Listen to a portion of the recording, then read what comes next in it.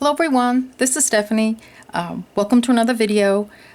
We're going to work on this pearl necklace today.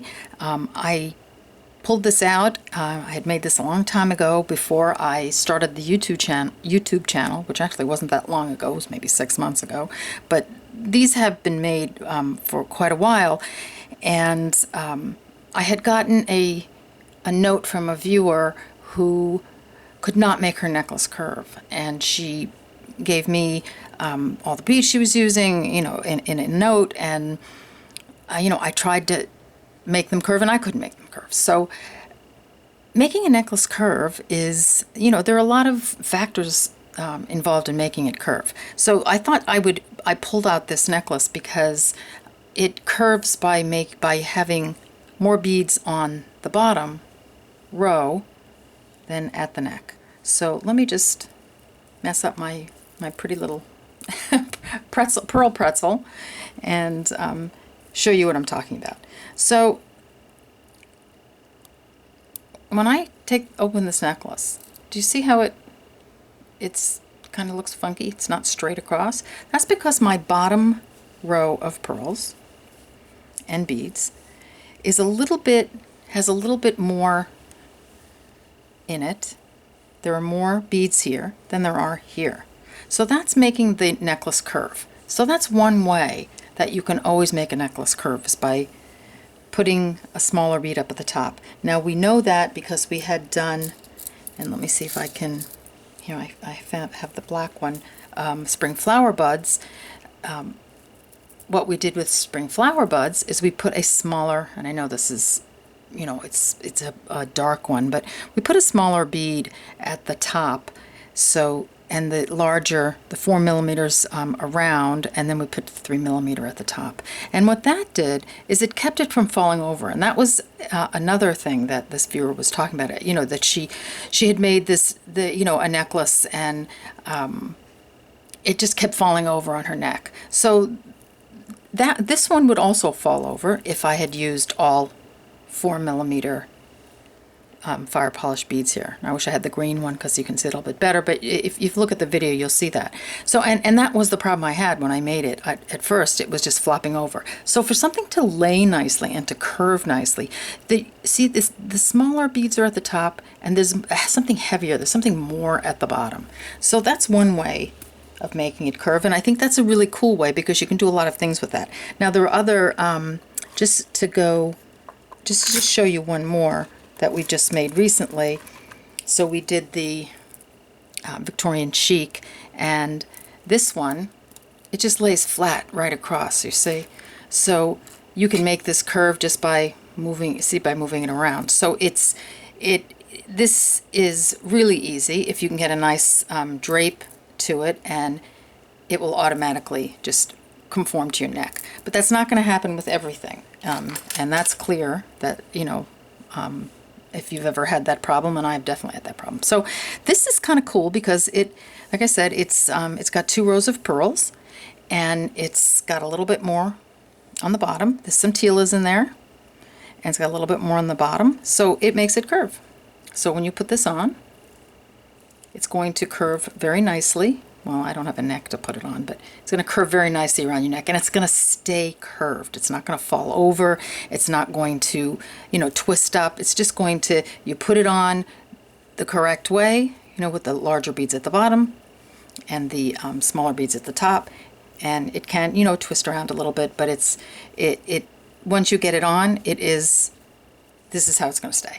Because I purposely, when I make these, I move my head around, and I pretend like I'm going to pick something up off the floor with the necklace on, and if it falls back into place, I'd say, at least 90% of the time. I mean, there are times that, if you're going to, go skiing or something, you might, or participate in some activity where it might twist. I mean, that's a possibility, but I don't think you'd be wearing this necklace in those instances. So for the most part, this necklace is going to lay flat. It's going to stay flat. So let's see what we need for this necklace, and we'll get started on making our pearl and Tila necklace, which I don't have a name for. So I'm going to have to think about that too. All right, so I'm going to get some materials, and we'll put them out, and we'll get started. Okay, so for a 17-inch necklace, I'm going to give you the materials for that, and then you can adjust according to if you want an 18-inch, whatever, smaller, bigger. So for a 17-inch necklace, you're going to need 40 6mm pearls. So I'm just going to put a bunch out. I think there are 50 in this pack, but I'll just put a bunch out. So you need some 6mm pearls, and I'm using a bronze pearl, and it is a Swarovski pearl, and this box is dark gray, but it is not dark gray, it's bronze. Okay, so that's a bronze pearl. Then you're going to need some O beads, and I'm sorry, I keep looking at my materials list, and it happens to be a little far away from me. So you're going to need a how big is this? This is a 8-gram tube. You need about 120 O beads, because you're putting a lot of O beads on in between. So here are the pearls, and these O beads. So I'm making this one's going to be very warm, really warm tones. It's going to be, you know, just lovely. So these are O beads, and they're, let's see, what's the color on this? Metallic mix. So this is an 8-gram tube. It's a metallic mix. So if you want those, get that one. So you need 120 of those. You need 40 3mm fire polished beads. So I've decided to use amethyst, just for a little bit of a contrast.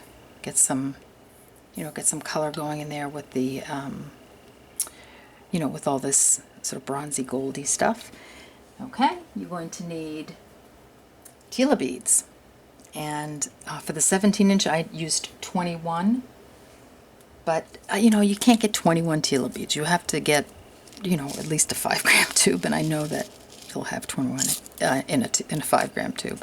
So I am using matte Patina, and these are Miyuki's. Okay, so it just says matte Patina on here, but I'm sure it's matte Patina green or something like that. The number, it says 1081. I'm not sure if that's the number. We can check that out. Okay, so you need some Tila beads. Okay, and you're going to need some seed beads. So we're using 11O seed beads. And I'm using matte metallic bronze. Okay. You're going to need I'm using a ball and socket clasp on this one. Here's the little socket, and here's the ball, and it just pops in. Easy. Don't need a fancy clasp on this if you'd like one. Just looking at it wrapped like that, I'm looking at wrap bracelet right now. I don't know. We'll have to think about that. Okay, need some jump rings. So where did I put my jump rings? I know my jump rings are around. Here we go. You just need a couple. Got a couple of beads in there with it, but a couple of, and these look like they're about 6mm jump rings. You can use a large one. I used a big one on here. Look how big that is. So it doesn't really matter. It's still going to sit okay. I just happen to have these small brass ones, so I'm going to use those. You're going to need at least 5 feet of 6 or 8 pound Fireline. Now that's up to you. I'm using 8 pound just because I don't know, I always use 8 pound. And, I think 6 pound would work just as well. Let's see, let's make sure we have everything. Yeah, there we go. Okay, so this is what you're going to need. Anything I forget, well, will be down there in the description box. But I think we're good. If you want this color, the purple, or if you want this sort of gray, the one with the light gray pearls, and this has one side of the Tila on this. I love this one because one side of the Tila is silver, like chrome, and the other side is that vitriol And so you can be colorful on one side, or you can wear it all silver. I think that's like, it's sort of a reversible necklace, which I think is great. That's using the gray pearls. And then I have one where I used brown pearls, believe it or not. These are brown pearls, and these are the matte metallic silver gray Tilas. And what I'll do is I'll put the materials for the 3, and then the last one, of course, 4 that will be made, and you can choose your own. I mean, that's even more fun. Choose the colors that you love. Okay, so we're going to need, let's see, our size. Let's see, let me find our size. Well, our size 10 beading needle. All my beading needles are kind of tangled up at the moment. So here's your, let me see if I just want to put the Fireline out. So in case you just want to look at it and you don't want to hear a voice. So there's your Fireline. You want I try to keep these intros short, but I just, I'm working on it. Here's the size 10 beading needle. There you go. You actually need 2 needles. Oh my gosh, she's using 2 needles. I don't know. It's gonna be, I don't usually use 2 needles. I can use 2 needles. It's not going to be a super amount of weaving with the 2 needles. It's just, you're going to put some beads on each needle, and believe me, it's not hard. It's a beginner project, so don't worry about it. Okay, so there you go. So get your materials together, and we'll get started. Okay, so we're back, and what I've done is I've threaded both my needles onto my thread, and for right now, pick up 1 needle.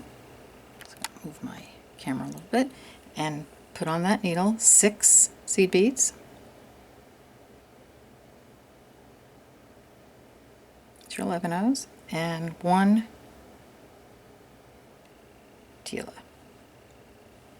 Okay, and I want you to just put that needle in your mat, and then I want you to take the other needle and I want you to just go down through, okay, the other hole of that Tila. So that's one right next to it. And then put your needles together and pull your thread even at this point. And this is what you're going to have. So you're going to have the 6 seed beads, that's where you're going to put your clasp on, and 1 Tila. So at this point, you want to keep your needles, the thread the same size as much as possible. It's going to get smaller because on one side than the other, because you're going to put more beads on one side than the other. But for right now, we have our 6 seed beads and our first Tila. Take your left needle, if that's more comfortable for you, put that in the mat. I'm going to work with my right needle for right now. Let me pull in a little bit and see if that be easier for you to see. And I'm going to use this little piece that I made as my reference. And so what I've done is I've taken an 11-0, a fire polish, 3mm fire polish, an O bead, a pearl, 1 pearl, and then I'm just going to repeat on the other side what I put on that side. So that would be an O bead, a fire polish, and an 11-0. Okay, and then I'm going to put on a Tila. Okay, and I'm going to pull that down. So you still, at this point, you want to make sure your needles are, your threads are pretty straight. Okay, so now there are two things you can do here. Let me move that for a second. You are always going to put the same thing on the right needle, and you're going to put something different on the left needle. Okay, so always put this sequence on the right needle. Okay, and on the left needle we're going to put the sequence up here. This is going to be the shorter sequence. So we're going to take, because I'm writing, I'm going to use my right hand. I'm using the left needle, seed bead, O bead, C bead, O bead, pearl. And I'm just going to repeat the sequence back the other way. O, seed, O, seed. Okay, I'm going to drop that down, and I'm going to go through. I'm not crossing anything. I'm just going to go through the other hole of that Tila, and I'm just going to pull.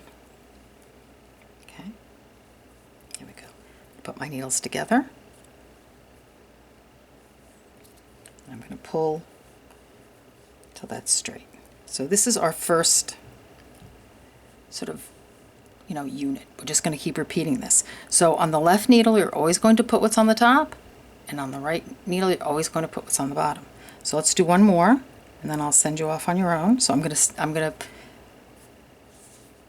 put my left needle into my mat, and I'm going to put on my right needle an 11-0, fire polish, an O, a pearl. I'm just going to go back, O, fire polish, 11-0, and then I want to put my Tila on. I'm going to drop that down. Okay. And then I'm going to take my left needle, and I'm going to put on my sequence that's on the left side. So that's an 11-0, an O, an 11-0, an O, a pearl. Now we're going to go back again, 11-0, excuse me, an O, an 11-0, an O, and an 11-0. What I'm doing is, this is a metallic mix, so, oh, you can't really see that. Let me bring it over a little bit. So I'm trying to pick out some nice, I'm not using the same, metallic. I'm trying to pick out different sort of color, hues of that metallic. So I'm going to bring that down. I'm going to hold my needles together. I'm trying to give that a little pull. Okay, it's going to be a little clumsy at first. I'm going to take my left needle. It's very easy to get them all crossed. I'm going to go through the Tila, the second hole of the Tila. I'm not crisscrossing anything. I'm just going straight through. Okay, so this is what you have. Okay, so when I pull it, we're already starting to curve. See? All right. So one other thing before I send you off to finish this, because that's it until we get to the clasp, and the clasp is simple. So what you can do is you can do it this way, as I've been doing it. So I'm doing, one section with this, with my right needle, one section with the left, one with the right, one with the left, or you can put your entire section of the right needle, this repeat right here, and then turn around, then, put that needle on your mat, and then do your entire section of the other one. Now, I like doing it this way because that way the Tilas aren't flopping around, but I don't really think it makes a difference. You can do maybe 3 sections and then do 3. You can just do whatever's comfortable for you, working with the 2 threads. But this is what you're going to do. Always on the left needle, you're going to have a seed bead, an O, a seed, an O, a pearl. Then you're going to repeat that on the other side of the pearl, an O, a seed bead, an O, and a seed bead. And on your right needle, you're always going to have a seed bead, a 3mm fire polish, an O, a pearl, and then repeat the other side, an O, a fire polish, and a seed bead, and you're going to go through a Tila, but you're going straight through, one needle through each hole. So keep doing that. Do that until it's about 1 inch from where you want your clasp to be. So you can make this any size you want. Mine's 17 inches. I gave you the materials for 17 inches. You can make it longer just by adding, it's just some more beads on. So keep doing that, and when you get to your last grouping, we'll put the other 6 seed beads on the end, and then we're going to put the clasp on separately. Okay, so have fun, and I'll see you in a few minutes. Okay, so we're back. I'm taking my pin out. And so here's my little necklace. I didn't make a whole one because I I actually really do love these colors, so I probably will make a whole one, but just for video purposes, it's just easier for me to make a smaller piece. So see which needle has the longer end on it, and they're probably very close to the same, except the top one probably has a little, this one probably has a little more thread on it, okay? And just put the other one in the mat for the moment. So what we're going to do is we're going to take this needle, and we're going to put on, just like the other end here, we're going to put on 6 11 seed beads. 5, 6, okay? And then we're just going to pick this up and just going to go down the Tila. I'm going to go down a few beads. I'm going to go down the Tila and maybe come out the O bead. I just want to put that other end on. So you have the other end on. I don't know if anybody heard my stomach is growling. I didn't eat tonight so my stomach is growling a little bit, but that's okay. So I just put it through. So now I have 2 ends like that. So what I want you to do at this point is let's tie some knots. So don't pull it super tight, but just, you know, tight enough. You know, give it some, let it have some give. Put a little half hitch knot. So that's you bringing your circle around, going through. That's before the purl. Then I'm going to go through the purl and, you know, down a few beads and then pull that. So, you know, it's drapey. It's not, you know, it will fill up any spaces, but you just give it a little tug and it'll go nice and straight. So keep doing that. Go down the Tila, go down through that O bead right before the purl. Put another little half hitch knot right in. Don't get your beads caught. I think that's another how-to that I'm going to put on the list is tying knots, the best way to tie knots, or the way I tie them anyway. I went through a few more beads. I pull the knot into my purl, go down the next group of beads, go up to the purl. Just make sure you're going through everybody, okay? I'm going to tie one more knot here, go through, okay, go through my purl, come up through my, go down a few more beads. So keep doing that. And the best thing would be is, I think you have enough thread, is to go do that on each group, okay? So that you have all your knots tied in really nicely, okay? And then with this one, with the other needle, so we're going to tie those knots in there. I want you to go up through your beads. This is that other needle that we haven't used yet. So you're reinforcing here a bit. Go down through the beads. So we're going to get at least a couple of passes on there. Okay, and you can do that again, go up and around, and then when you're done with that, do the same thing on the top row.